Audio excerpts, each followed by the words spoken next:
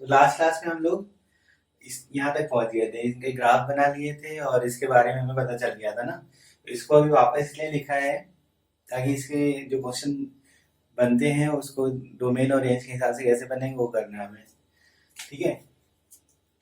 अच्छा, पहले तो मान लो कोई वैल्यू निकालनी हो तो क्या करेंगे। जैसे मान लो लिखा है साइन इनवर्स √3/2, इसकी वैल्यू कैसे निकालेंगे। इसको लिख लो थीटा,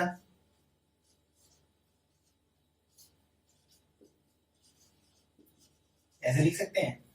इधर आ गया। अब थीटा ऐसा क्या होगा जिसकी वैल्यू √3/2 आ जाए, तो थीटा की वैल्यू हम लोग लिख सकते हैं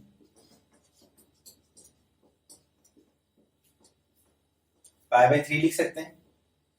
ठीक है। और क्या लिख सकते हैं, 2π/3 लिख सकते हैं। ऐसे बहुत सारे वैल्यूज लिख सकते हैं, लेकिन फिर आंसर हम लोग को यही लिखना है। ऐसा क्यों? क्योंकि हमें पता है कि यहाँ पे जो रेंज है वो देखो कहाँ से कहाँ तक है। अगर हम लोग y लिखते हैं तो y की वैल्यू कहाँ से कहाँ तक है, साइन इनवर्स x लिखा था y की वैल्यू है -π/2 से π/2, यानी जो भी वैल्यू लिखोगे वो इसके बीच में आनी चाहिए, है ना, तभी ये y हम लोग का डिफाइन हो पा रहा है। तो हमने इधर लिखा, अब यहाँ पे साइन थीटा जब लिखा तो थीटा की वैल्यू π/3 रखो तो √3/2 आएगा। बाकी ये सब रखने पे भी आता है, लेकिन हमें क्वेश्चन ये थोड़ी ना था, हमारे पास ये था क्वेश्चन, इसको हम लोग ऐसे लिखे हैं। तो यहाँ से जो आंसर बताओगे वो तो सारे हैं, लेकिन अगर इसको देखोगे तो सिर्फ π/3 आंसर होगा। ठीक है। तो इस तरह से क्वेश्चन हम लोग को सॉल्व करने हैं। मान लो ये लिखा है तो क्या लिखेंगे, थीटा कितना हो जाएगा, π/4 होगा। हमें पता है कि 5π/4 भी लिख सकते हैं, लेकिन फिर से यहाँ पे tan इनवर्स की रेंज क्या है, तो जो भी आंसर लिखोगे इसके बीच में होना चाहिए, तो ये इस तरह से। समझ में आया। तो हम लोग को रेंज के अकॉर्डिंग, डोमेन के अकॉर्डिंग समझना है। तो अब वही डोमेन रेंज का हमें यहाँ पे कुछ क्वेश्चन करेंगे, उसको समझेंगे।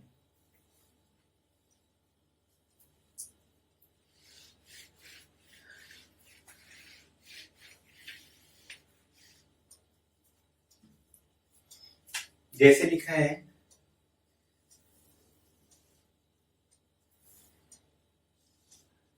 y is equal to sine inverse x+1 लिखा है। ठीक है। इससे पूछेंगे डोमेन और रेंज बताओ। ठीक है, डोमेन एंड रेंज।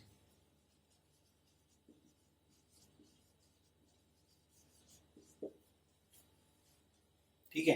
तो हम लोग क्या बोलेंगे कि डोमेन के लिए साइन इनवर्स लिखा है, तो साइन इनवर्स के अंदर x लिखा था, तो x की वैल्यू -1 से 1 के बीच में होनी चाहिए। लेकिन अब क्या लिखा है x+1, यानी x+1 को -1 से 1 के बीच होना चाहिए। मतलब डोमेन के लिए हम लोग सॉल्व करेंगे ऐसे। ठीक है। तो -1 पूरे में -1 कर दो,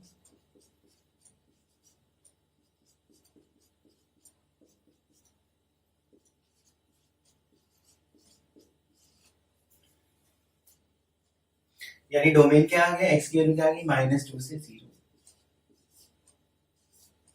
ठीक है। अच्छा, रेंज, डोमेन समझ में आया ना, अंदर वाली वैल्यू -1 से 1 के बीच में होनी चाहिए, उसके लिए हमने x सॉल्व कर लिया। अच्छा, रेंज,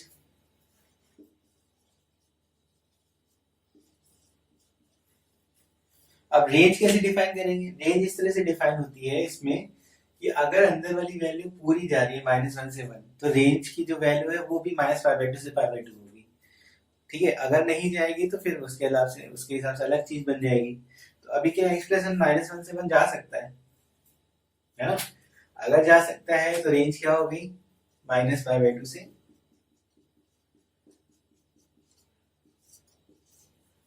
π/2। ठीक, समझ में आया। अभी थोड़ा बहुत चेंज करते जाएंगे, समझते रहना। ठीक है, यहाँ पे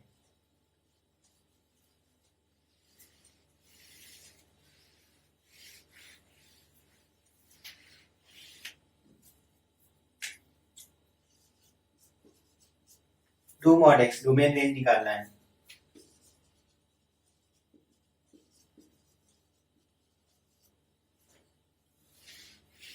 ठीक, तो क्या होना चाहिए फिर से डोमेन के लिए 2 mod x होना चाहिए -1 से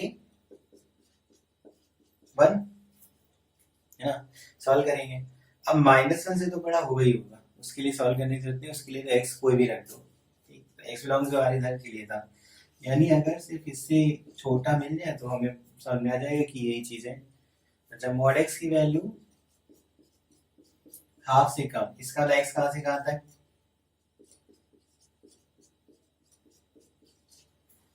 माइनस हाफ से हाफ, ये डोमेन आ गया, रेंज।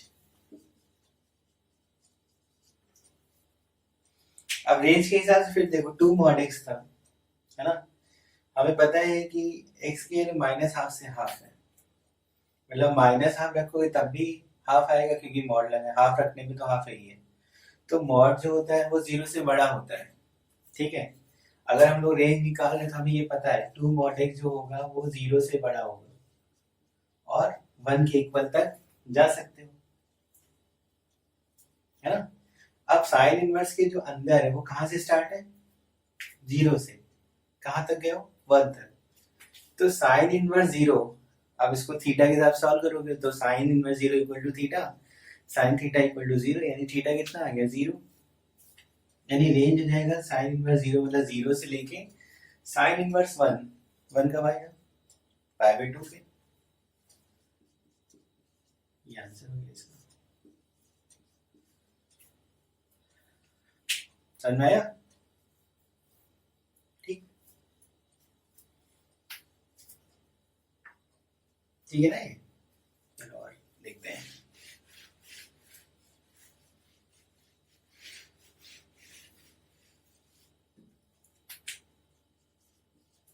लिखा है x स्क्वायर प्लस 1, अब लॉजिक भी थोड़ा थोड़ा लगाते रहना चाहिए हमें। एक्स स्क्वायर कैसा नंबर है, पॉजिटिव है ना, तो अगर हम लोग बोले यहाँ कोई भी एक्स रखते हैं तो ये जो ओवरऑल वैल्यू है वो 1 से बड़ी रहेगी, और हमको पता है कि साइन इनवर्स के अंदर 1 से ज्यादा नहीं जा सकते हो, साइन इनवर्स 1 तक के लिए डिफाइन है, यानी एक्स को क्या होना पड़ेगा, अगर लिखोगे भी तो ऐसे लिखेंगे, -1 से तो बड़ा होगा ही होगा, यानी इससे छोटा मिल जाए, यानी एक्स स्क्वायर की वैल्यू 0 है, 0 से छोटी तो नहीं हो सकता ना, केवल x इक्वल टू 0 हो सकता है, केवल x इक्वल टू 0 हो सकता है। ठीक है, तो रखो, अब केवल एक ही x है तो रेंज भी क्या आएगा, एक ही वैल्यू आएगी, तो y कितना आ जाएगा, 0 रखने में साइन इनवर्स 1 मिल रहा है, यानी आंसर क्या हो गया,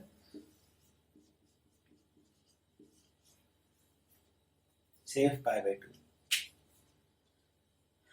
ठीक है,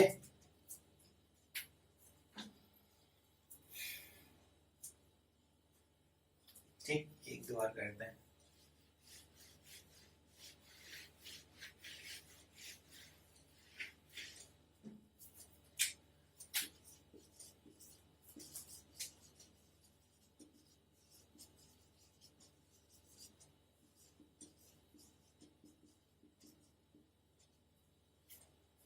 GIF है ग्रेटेस्ट इंटीजर, तो ग्रेटेस्ट इंटीजर चलो ठीक है, पहले तो हम लोग डोमेन के हिसाब से क्या लिखेंगे,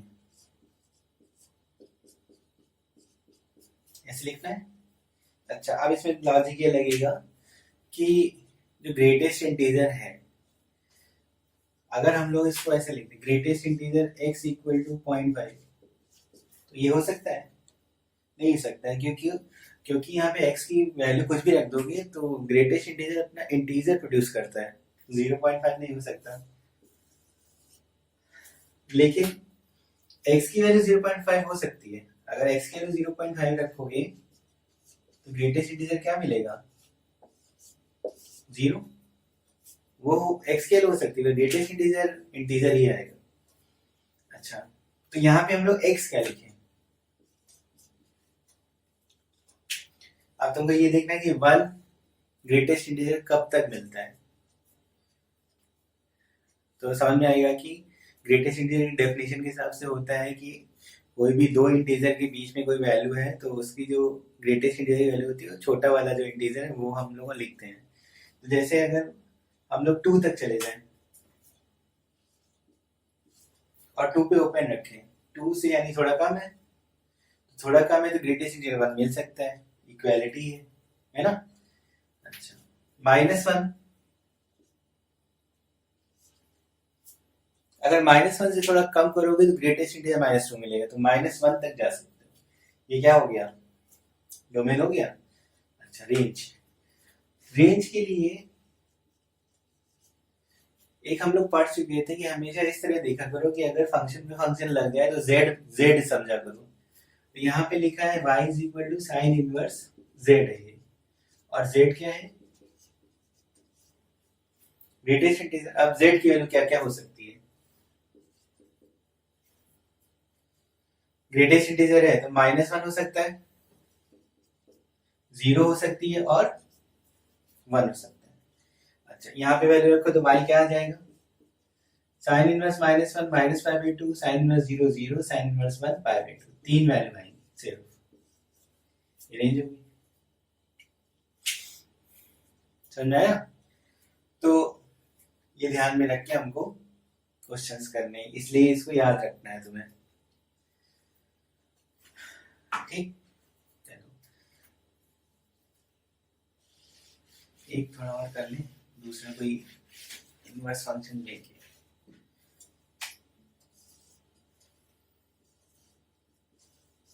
सेक इनवर्स 2 माइनस मॉड एक्स, ये आ गया था ना सामने, ये लिखा है sec inverse 2 minus mod x. अच्छा, सेक इनवर्स के अंदर क्या था, या तो -∞ से -1 जा सकते हो या फिर 1 से ∞ जा सकते हो। अच्छा, यहाँ पे जो 2 माइनस मॉड एक्स है ये क्या होना चाहिए, या तो -1 से कम होगा या फिर हो गई, तो इधर से क्या हो जाएगा, ये 3 से ज्यादा, 1 -1 इधर आएगा, 3 हो जाएगा, उधर ले जाओ। तो इसका मतलब x की वैल्यू 3 से ज्यादा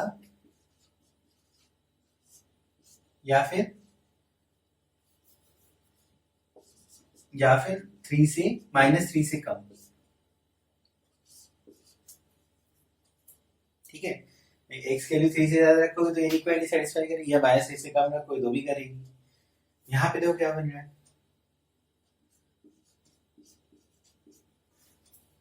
यानी x की वैल्यू क्या हो गई, 1 से छोटी, यानी -1 से 1 के बीच में, ठीक है। यहाँ पे क्या लगा है, और मतलब जो भी आंसर आया है सबका यूनियन, तो आंसर डोमेन का क्या हो जाएगा, -∞ से -3, यूनियन -1 से 1, यूनियन 3 से ∞। समझ में आया।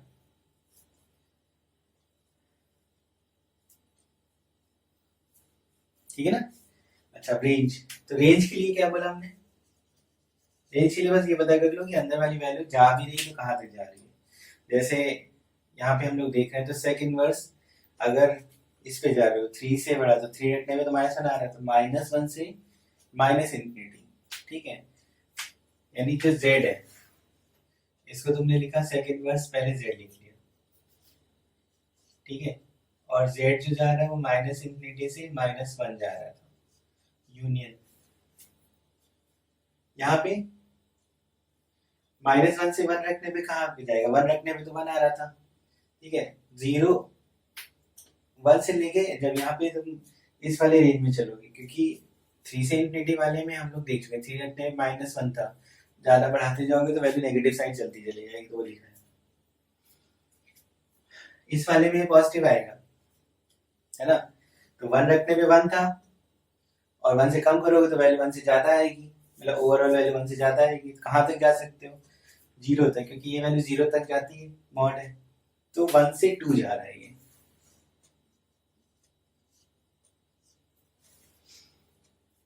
समझ में आया, ठीक। तो अब क्या है कि हम लोग को सेकंड वर्स z निकालना है, तो अभी अगर हमको पता है सेक इनवर्स का ग्राफ।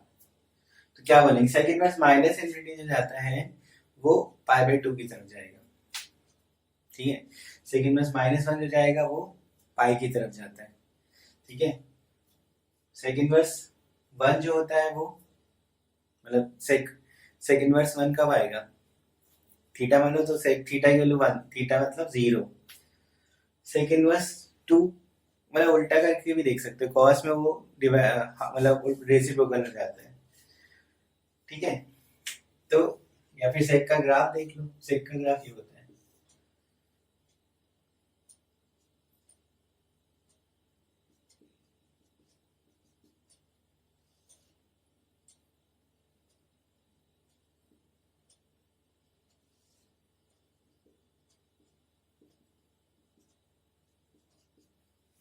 ये होता है -1 से जब इधर जाओगे तो पाई से कम वैल्यू मिलेगी, और 1 के जब उधर जाओगे तो 0 से ज्यादा वैल्यू मिलेगी। तो हमको यहाँ पे लिखना है इसके लिए, तो इसके लिए क्या हो जाएगा, सेक इनवर्स -1 में पाई था और ये पाई बाई 2 की तरफ गया, तो पाई बाई 2 से पाई, ठीक।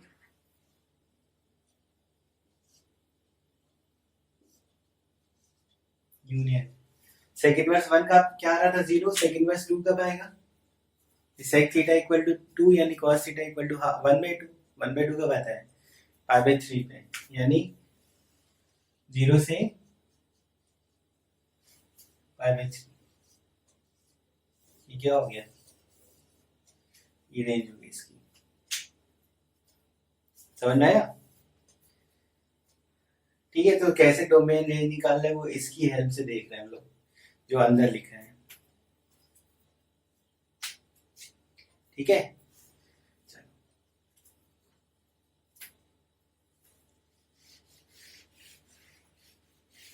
ठीक है ना, ये सब आ गया। जेड मान के हम लोग देख रहे जेड की वैल्यू कहाँ से कहाँ, अगर मान लो ये 1 से इनफिनिटी जाता, 1 से इनफिनिटी जाता तो लिखते 0 से पाई बाई 2 और पाई बाई 2 पे ओपन, तो 0 से पाई माइनस पाई बाई 2 पूरा सेक इनवर्स की जो रेंज होती है पूरी आती है। अगर ये 1 से इनफिनिटी जाता है, पर 1 से इनफिनिटी नहीं जा रहा, 2 तक जा रहा था,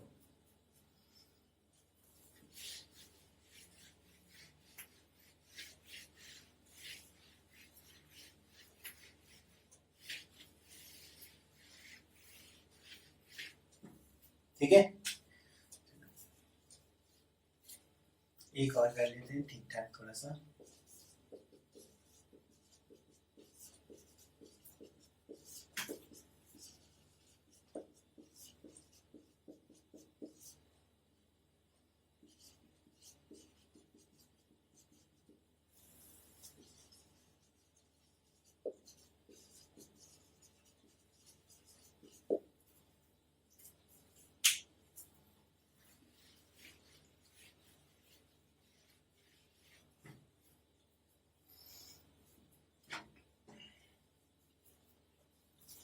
ठीक है, डोमेन और रेंज पता करना है, ठीक। क्या लिखेंगे अब, हमको ये पता है कि अंदर वाली वैल्यू 1 से ज्यादा नहीं जा सकती, मतलब ग्रेटेस्ट इंटीजर के साथ, यहाँ पे भी यही चीज है। अच्छा, इसके बारे में सोचो थोड़ा, क्योंकि एक्स स्क्वायर पॉजिटिव नंबर है और वो 1 से 2 तक जा सकते हो, तो एक्स स्क्वायर प्लस 1 जो है, ठीक है, ग्रेटेस्ट इंटीजर, वो -1 से 1 जा सकता है, लेकिन होगा ये 1 से ही बड़ा, है ना, क्योंकि एक्स स्क्वायर पॉजिटिव नंबर है, तो ये 1 से बड़ा होगा। अब ग्रेटेस्ट इंटीजर हटा के सोचो, तो ये कहाँ तक जा सकते हो, ग्रेटेस्ट इंटीजर 1 कब तक मिलेगा, जब तक वैल्यू 2 तक जाएगी, है ना, मतलब इसकी वैल्यू 2 से कम, ठीक। तो यानी एक्स की वैल्यू क्या होगी, 0 से चलोगे आगे, क्योंकि एक्स स्क्वायर है तो 0 पे वैल्यू 1 आ रही थी, 0 से आगे जाओगे, ठीक है, 2 कब आएगा 1 पे,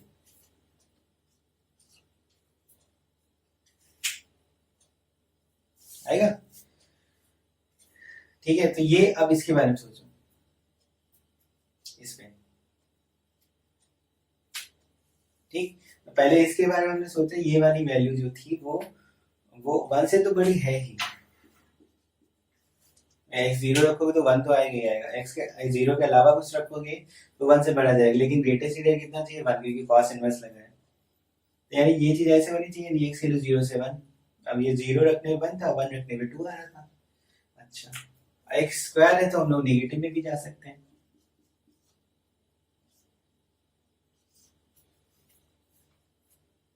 मतलब इसको तुम पूरा मिला के लिखो तो -1 से 1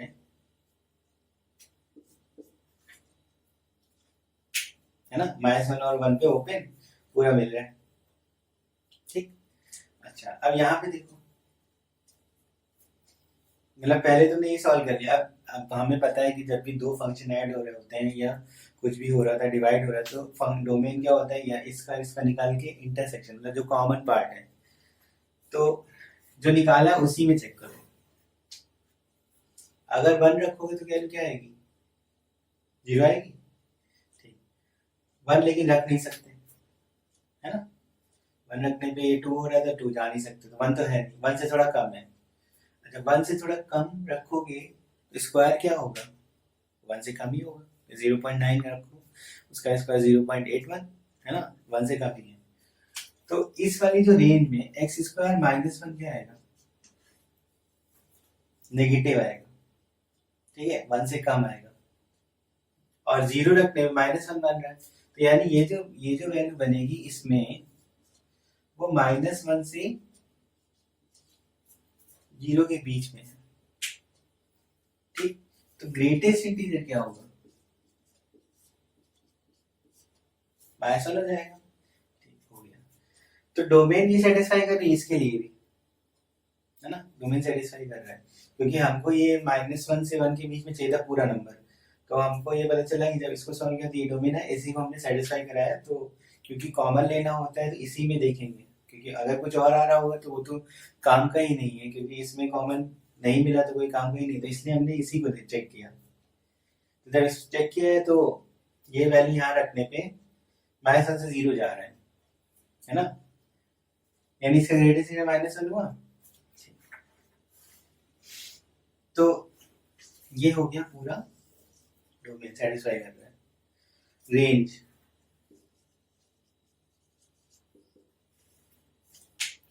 रेंज में हमको पता है कि 0 से जब तुम यहाँ पे वैल्यू ये रख रहे हो 0 से 1, ये वाली वैल्यू 1 से बड़ी आ रही है, 2 तक जा रही है, लेकिन ग्रेटेस्ट इंटीजर क्या है, 1 है, और ये उस समय क्या है, -1 है। तो रेंज के लिए हिसाब से सॉल्व करो तो साइन इनवर्स के अंदर बनेगा, ये बनेगा।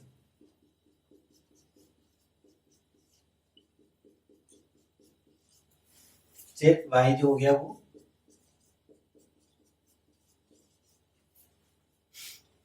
-π/2, समझ में आ गया।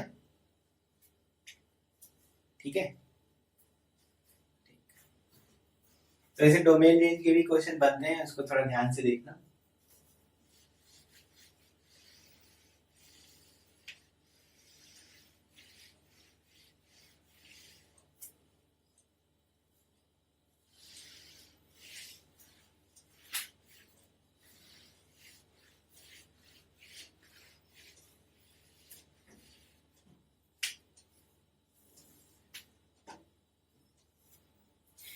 ठीक है।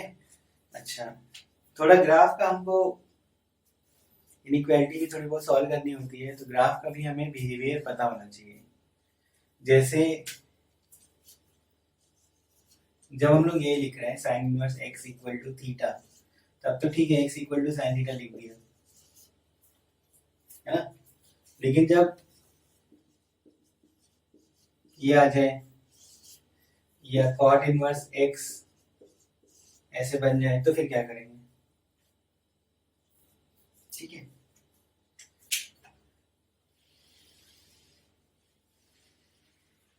तो जैसे हमको सबका ग्राफ पता है, बस थोड़ा बहुत देखना है कि किस तरह से, जैसे साइन इनवर्स x का ग्राफ ये होता है,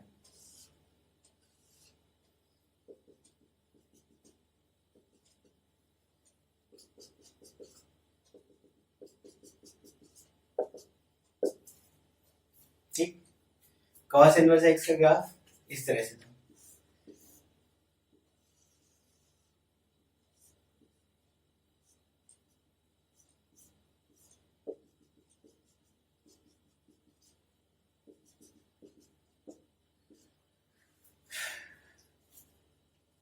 ठीक, तो अभी थोड़ा बहुत ही समझना है, उसके जब क्वेश्चन करेंगे तो और थोड़ा समझ में आ जाएगा। जैसे यहाँ पे हम लोग x1 और x2 ले लें, और इसमें अगर x1 x2 ले लें, ये साइन इनवर्स x का ग्राफ था और ये कॉस इनवर्स x का है। ठीक, अच्छा जैसे ये लिया हमने, तो x1 और x2 में कौन बड़ा है, हमने तो मान के चल रहे x2 बड़ा है। अब उस पर जो वैल्यू आएगी वो कैसे है, साइन इनवर्स x2 बड़ा होगा।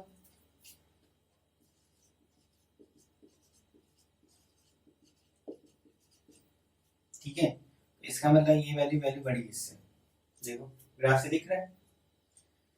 इसमें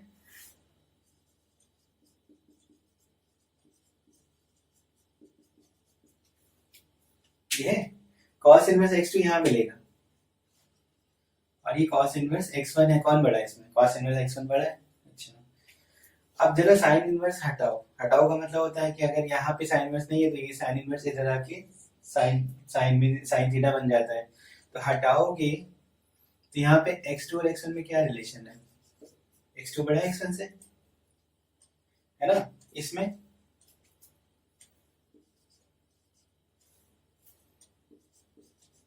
x2 बड़ा, तो वो तो x2 x1 में हम लोग बड़ा मान के ही चल रहे थे, लेकिन इनइक्वालिटी देखो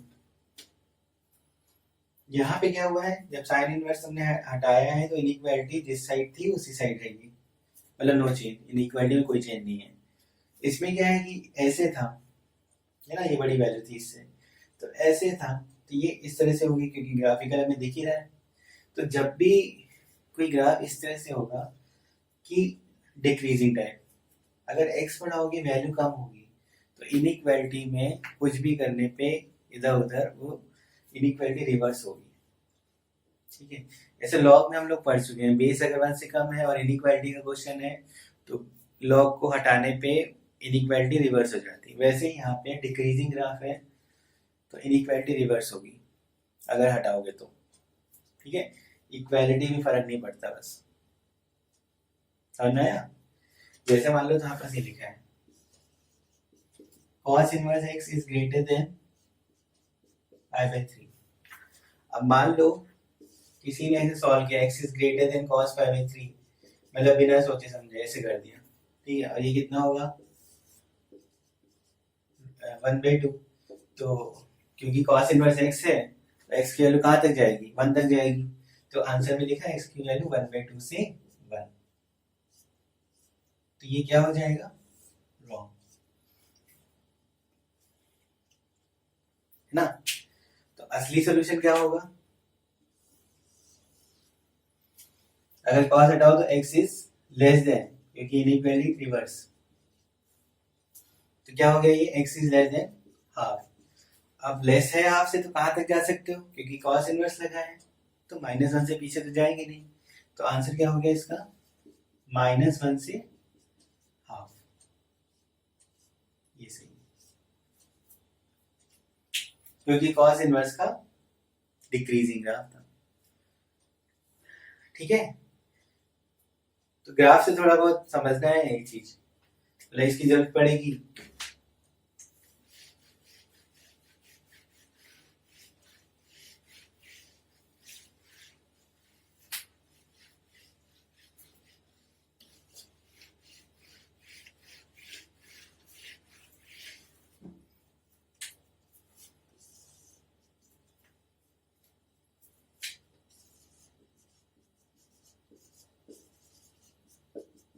अब जैसे ये लिखा है इसको सॉल्व करना है,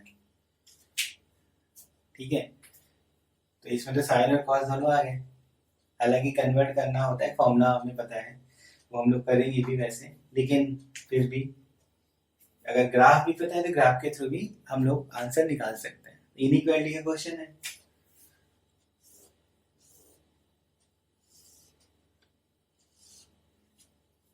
साइन इनवर्स एक्स का ग्राफ है।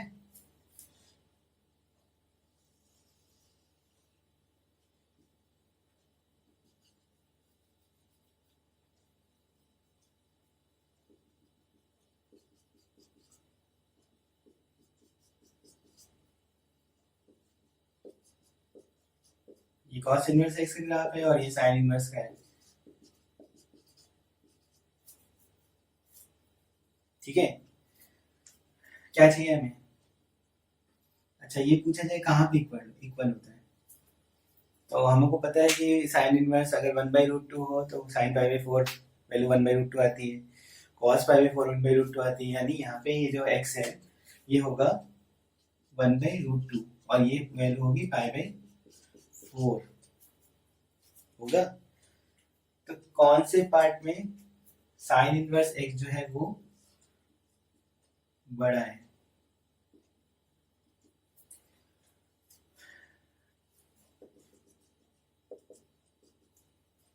वन बाई रूट टू से अगर आगे जाओगे तो साइन इनवर्स एक्स बड़ा है। आंसर क्या लिखेंगे इस इनइक्वालिटी को सॉल्व करने के? एक्स बिलोंग्स टू 1/√2 से 1। ठीक है, तो थोड़ा बहुत ग्राफिकल भी हमको देखना है ना। अभी क्या है कि रेंज और उस पर ज्यादा रखना है। जो असाइनमेंट दूंगा वो रेंज और डोमेन पे होगा इस समय। इनइक्वालिटी वाले क्वेश्चन और करेंगे हम लोग, लेकिन थोड़ा उसको और पढ़ने के बाद। लेकिन अभी क्या है कि डिक्रीजिंग और इंक्रीजिंग को समझ के हमको इनइक्वालिटी का रिवर्स और ये सब करना आना चाहिए थोड़ा बहुत। ये क्वेश्चन इसलिए दिखा है, देखो दोनों अलग थे तो इसमें तुम डायरेक्ट नहीं हटा पा रहे हो, अलग ही फॉर्मूला होता है जो कि हम लोग करेंगे, है ना, इनवर्स में ही। लेकिन हम लोग यहाँ पे दोनों ग्राफ बना के भी सॉल्व कर सकते हैं। ठीक है, तो ठीक है, इतना ही रखते हैं।